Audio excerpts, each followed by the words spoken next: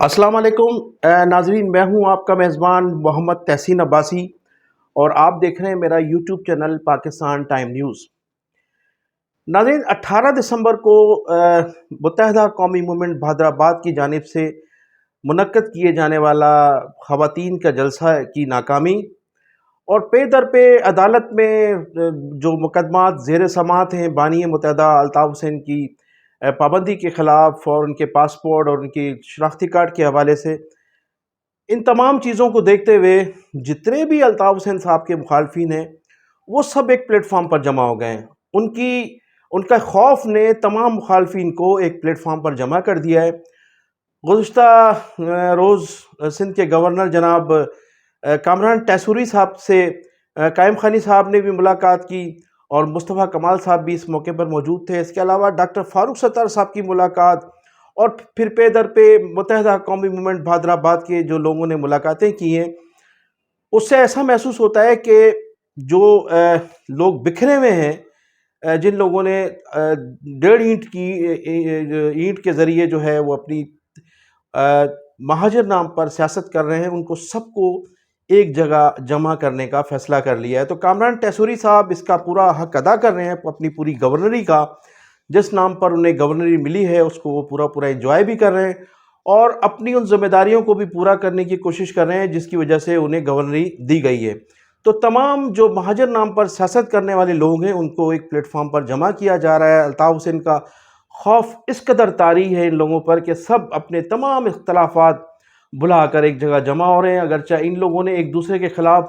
کس قسم کی زبان استعمال کی، کیا یہ لوگ ایک دوسرے کو کہتے رہے ہیں، کس طرح سے ایک دوسرے کے خلاف زبان استعمال کی جاتی رہی ہے ماضی میں، وہ سب کو پتہ ہے، پوری قوم جانتی ہے۔ لیکن بانی متحدہ الطاف حسین جو مہاجروں کے حقیقی لیڈر ہیں،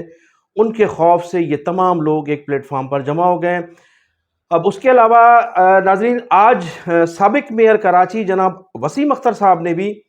ایک پریس کانفرنس کی اور اپنے روحانی باپ اور اپنے پیر و مرشد اور بانی متحدہ الطاف حسین کو جو جس قسم کا انہوں نے چیلنج دیا، ان کا کہنا تھا کہ الطاف حسین صاحب باہر بیٹھ کر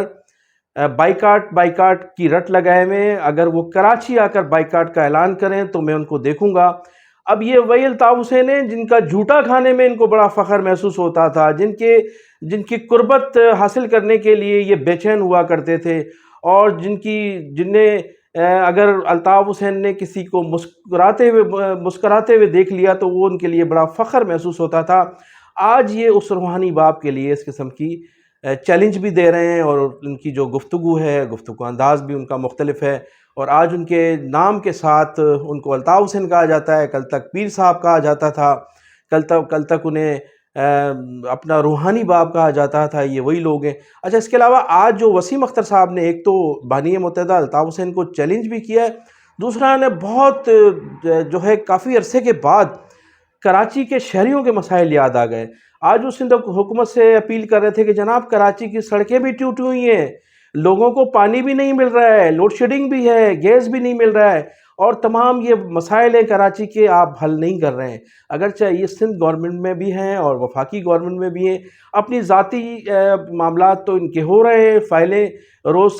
سائن ہوتی ہیں اور میٹنگیں ہوتی ہیں پاکستان پیپلز پارٹی کے وزراء سے،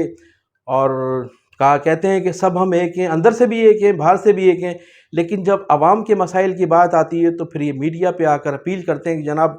شہری بری طرح سے مر رہے ہیں، پانی نہیں ہے، بجلی نہیں ہے، اور سڑکیں ٹوٹی ہوئی ہیں، گلیوں ڈرینیج کا نظام پورا کا نظام سسٹم خراب ہے، ہمیں جو ہے وہ کراچی کے شہری گریبان سے پکڑ رہے ہیں۔ لیکن جب اپنے مسائل، جب اپنے معاملات ہوتے ہیں تو وہ رات کی تاریکی میں جا کر کرائے جا رہے ہیں۔ اس طرح سے پاکستان پیپلز پارٹی گزشتہ 8 ماہ سے جب سے یہ حکومت قائم ہوئی ہے تو متحدہ قومی موومنٹ بہادرآباد سے کھیلتی چلی آئی ہے۔ اگرچہ جب عمران خان کے حکومت کے خلاف عدم اعتماد کی تحریک پیش کی جا رہی تھی تو اس سے قبل جو وعدے وعید کیے گئے تھے، جو ایگریمنٹ کیے گئے تھے، ان پر تاحال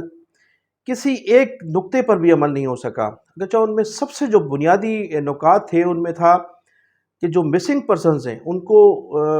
برآمد کرنا تھا، اس کے علاوہ شہداؤں کے لیے جو کچھ ریلیف پیکیج کا اعلان کرنا تھا، پھر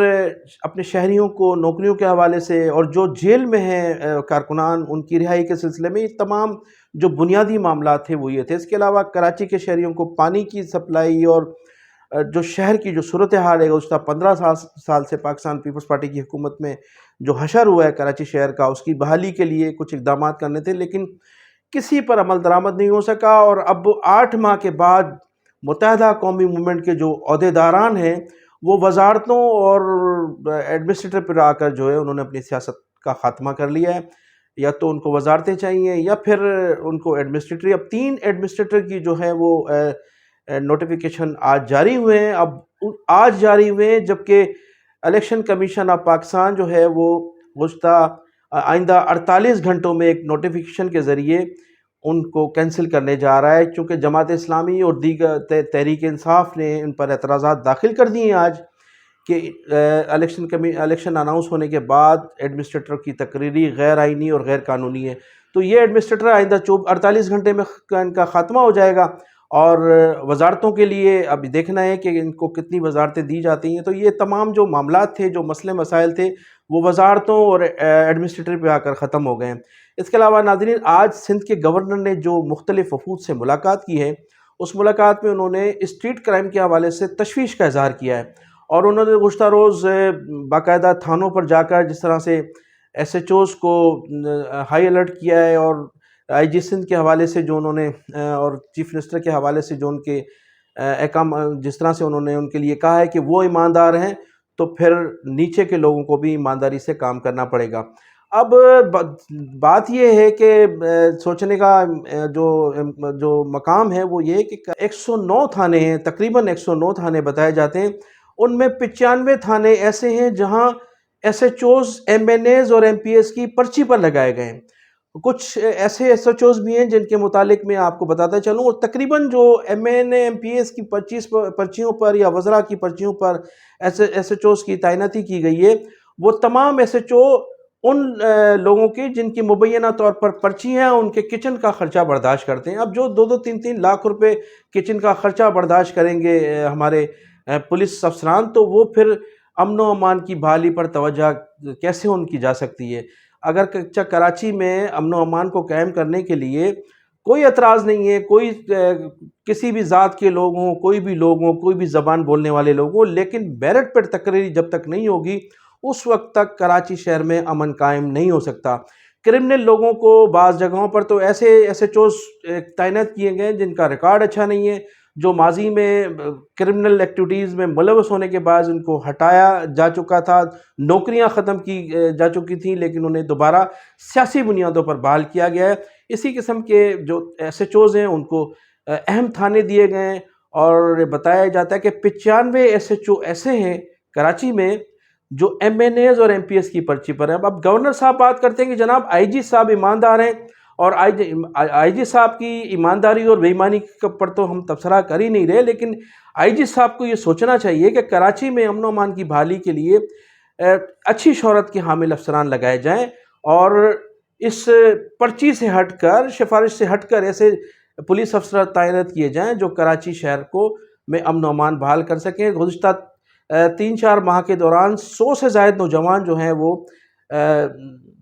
اسٹریٹ کرائم میں جو ہے وہ ہلاک ہو چکے ہیں، اور ہزاروں کی تعداد میں زخمی ہوئے ہیں، ہزاروں کی تعداد میں لوگ لٹ چکے ہیں، لیکن ان تمام جو ایس ایچ اوز کو جن کو پرچی پر لگایا گیا ہے ان کو محض تھانوں سے ہٹا کر،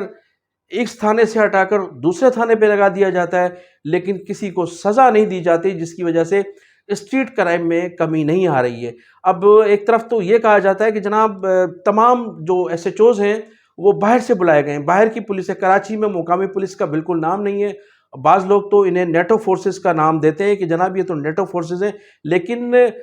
میرا جو ذاتی خیال ہے وہ یہ کہ ان جو ایس ایچ اوز لگائے گئے ہیں ان کی جگہ بے شک وہی زبان بولنے والے لگائے جائیں، لیکن ان کا ریکارڈ اچھا ہونا چاہیے، ان کی شہرت اچھی ہونی چاہیے، اور وہ جو امن و امان بحال کرنے میں اپنا مرکزی کردار ادا کر سکے، ایسے لوگوں کو اس میں شامل کرنا چاہیے، تعینات کرنا چاہیے۔ سفارشوں پر اور کچن چلانے والے جب ایس ایچ اوز آپ تھانوں پر تعینات کریں گے تو پھر کسی صورت بھی آپ کراچی میں امن قائم نہیں کر سکتے۔ میں انہی الفاظ کے ساتھ آپ سے اجازت چاہوں گا کہ آپ میرے چینل کو سبسکرائب بھی کیجیے گا اور کمنٹ سیکشن میں جا کر اپنی قیمتی رائے کا اظہار ضرور کیجیے گا۔ پاکستان زندہ باد۔